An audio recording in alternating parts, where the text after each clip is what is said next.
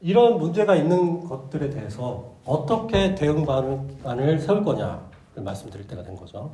어쨌든 우리가 눈 뜨고 코 벨 수는 없지 않습니까? 그래서 처음에는 그렇다고 우리가 거대한 대응 방안을 세울 수는 없어서 우리가 할 수 있는 대응 방안들을 먼저 생각해 봤습니다. 그래서 이와 같은 질문을 합니다. 지금 노동자, 빈곤층, 사회 취약계층을 위해서 할 일은 무엇인가? 이 질문에 대답을 해보려고 합니다. 결국은 AI 교육을 하자는 것인데요. 근로청년, 아까 왜 K 디지털 트레이닝에서는 근로청년이 가서 수업받을 시간이 안 되잖아요. 낮에 일해야 되니까.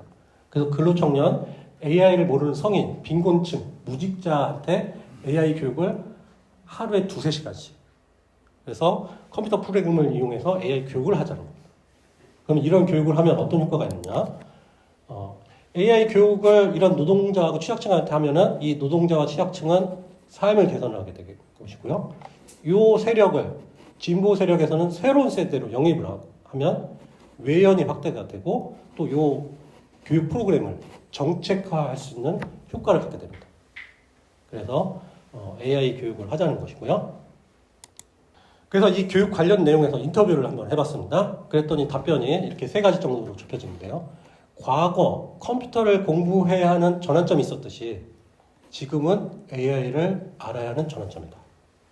이런 답변을 하셨고요. 또 하나는 대다수 분들이 이렇게 말씀하셨습니다. AI를 알아야 하지만 다른 할 일이 많다. 실제 현상입니다. 이거 상황인 거. 우리가 직면한 상황인 거죠.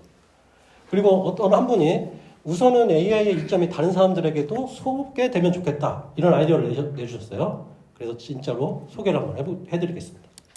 이 그림은 정창현 평화경제연구소 소장님이 제공해 주신 그림인데요. 이게 홍범도 장군님 사진입니다. 요거를 토파즈 랩스라는 프로그램이 열기만 하면 이렇게 바뀌어요. 이걸 업스케일링이라고 합니다. 이렇게 픽셀 수를 늘렸다는 거죠. 픽셀 수를 늘렸을 때 얼굴이 깨질 수 있는데 그때 페이스 리커버리라는 버튼을 한번 누르면 이렇게 선명하게 이렇게 되는 겁니다.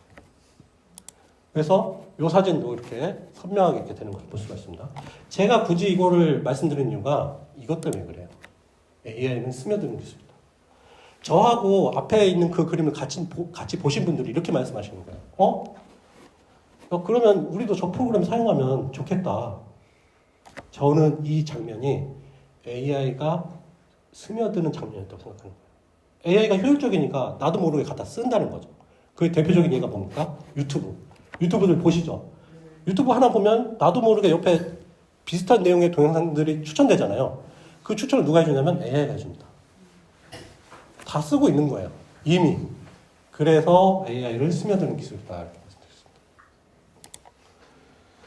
자, 그리고 올해 5월 1일 날 중요한 일이 벌어집니다. 민주노총에서 2024년 세계 노동절 대회 때 양경수 위원장님이 이런 말씀을 하세요. 기술의 발전과 AI의 도입이 일자리를 위협하는 것이 아니라 모두의 삶을 윤택하게 하도록 하자.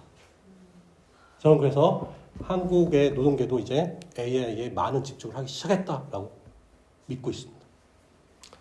자, 그러면 해외에서는 어떻게 대처를 하냐면요. 독일에서는 녹서와 백서라는 걸 말합니다. 녹서는 어떤 사건에 대해 답해야 할 질문을 묶어놓은 보고서입니다. 그래서 질문만 있는 보고서겠죠. 이 질문에 대해 대답을 하면 그게 백서가 됩니다. 독일 정부에서 백서 4.0, 산업 4.0, 그다음에 노동 4.0을 만듭니다. 그 중에서 이제 중요 질문을 하나 말씀드리면 디지털화에도 불구하고 미래에도 거의 모든 인간들이 직장을 가지게 될 것인가? 이게 왜 중요합니까? 이 질문을 하는 순간 그러면 AI를 만들 때는 사람들이 직장을 잃지 않게 하는 방법을 만들겠네? 이 답이 나오는 것이죠. 질문을 해야 그 답이 나올 거지 않습니까? 그래서 독일에서는 이런 식으로 대응을 하고 있고요. 그 다음에 로마 교황청에서는 이런 성명을 발표합니다. 누구도 차별하지 않고 모든 인간을 포함하는 AI를 만들어라. 그런 얘기를 하고요. 그 다음에 유럽에서는 AI의 위험을 분류를 합니다. 허용할 수 없는 위험, 높은 위험, 제한된 위험. 최소 위험으로 분류하고요. 허용할 수 없는 AI를 아예 만들지 말라는 얘기예요. 만들면 불법이라는 얘기예요. 이런 법안을 제정을 하는 거죠. 그 중에 하나가 이제 개인, 그룹의 취약점을 이용하는 거예요. 그렇죠?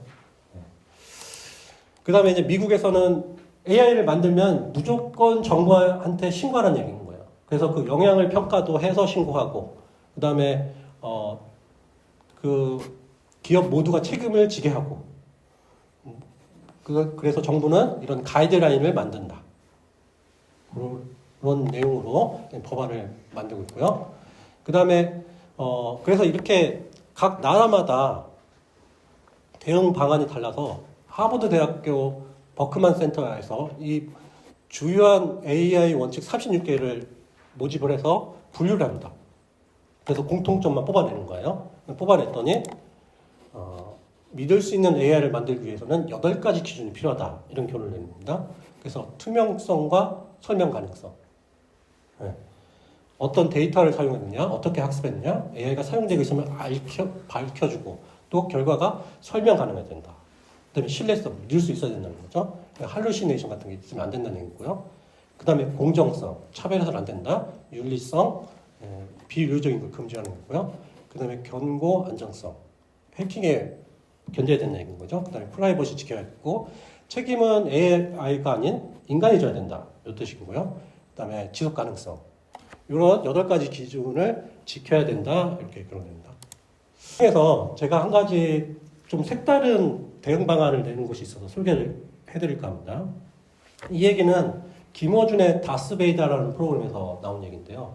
그 김어준의 다스베이다에서 AI 전문가인 박태웅 소장님을 모시고 약 4회에 걸쳐서 토론을 합니다. 그때 한 3회쯤 되니까 이 김어준하고 박태웅 소장이 자체적으로 어떤 결론에 도달하게 되는데요. 그 결론 한번 읽어보겠습니다. AI를 만드는 사람들은 철학자, 신학자, 인문학자가 아니다. 그들은 제한된 분야의 엔지니어일 뿐이다. 인공지능을 만들 줄 안다고 해서 세상이 이렇게 돼야 한다, 저렇게 돼야 한다고 말하는 사람들이 있는데 그래서 안 된다. 닥치라는 얘기인 거죠. 너네는 그냥 엔지니어일 뿐이야. 근데 너네가 나보고 어떻게 살라고 얘기하는 건 말이 안 맞는다는 얘기인 거죠. 그들이 하면 철학자도 아니잖아요. 그래서 이 사람들이 할 일은 뭐냐? 이 사람들이 가진 지식을 가지고 철학자, 인문학자, 신학자한테 물어봐야 된다는 거예요. 이런 기술인데 어떻게 살아야 되냐고. 지금 모르잖아요. 내가 어떻게 해야 할지 모르잖아요. 그러면 누구한테 묻습니까? 철학자. 잘 물어야죠. 그거는 정해진 대답만 나설 수 있는데요. 그래서 제일 주변에 철학자 있으면 물어봐야 되는 거죠. 나 어떻게 할지 모르니까요. 어떻게 할지 모를 때 물어보는 사람이 누굽니까? 철학자지 않겠습니까? 그 얘기인 겁니다. 자, 그러면 어쨌든 앞으로는 어떻게 진행될까를 좀 말씀드릴까 합니다. 이제 책 다 했는데요. 아까 보셨다시피 API 때문에 거의 모든 소프트웨어들이 AI를 쓰게 변경될 겁니다. 왜냐면 좋잖아요. AI를 쓰자마자 다 막 우리 카톡으로 챗GPT 쓸 수 있으니까 얼마나 좋아요. 다 요약해주고, 그죠? 강남역 맛집 금방 찾아주고. 그 다음에 검색이 좀 많이 바뀔 거예요. 뭔가 만들어달라는 검색이 바뀐다는 거죠. 예를 들면, 이제 우리 배민에서는 뭐 치킨 하면은 키워드로 검색하거나 혹은 한식, 분식, 뭐, 그 다음에 떡볶이 이런 식으로 찾아가는 방식으로 검색을 했잖아요. 그렇게 안 한다는 거예요.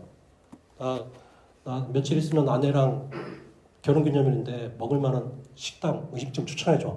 이런 식이 돼버린다는 거죠. 그 다음에 이제 AI가 대형 AI 말고 조그만 AI들이 나타난다는 뜻이고요. 그 다음에 AI를 사용하는 사람과 사용하지 않는 사람의 격차가 계속 커질 겁니다. 점점 커져요. 점점. 그래서 결국은 AGI, 이 AGI라는 뜻은 인간 수준의 AI가 나타나는 게 현실화될 것이라는 거예요. 그래서 이 발표를 요약을 하면요. 이렇게 말씀드리겠습니다. AI의 확산은 필연적이다. 못 막을 것 같아요. 그러면 여기에 대해서 어떻게 대응할 것인가? 제가 여러분들한테 어떻게 대응할 것인지 물어보는 것이었습니다. 고맙습니다.